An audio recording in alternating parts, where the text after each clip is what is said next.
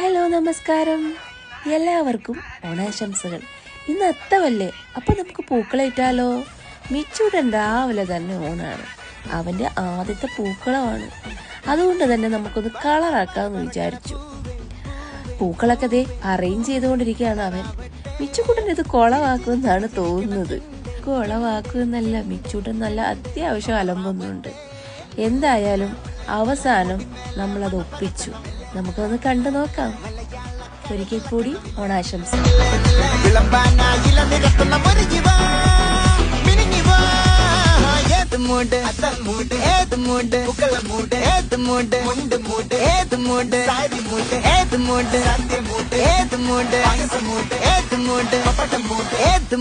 ഓണമൂട്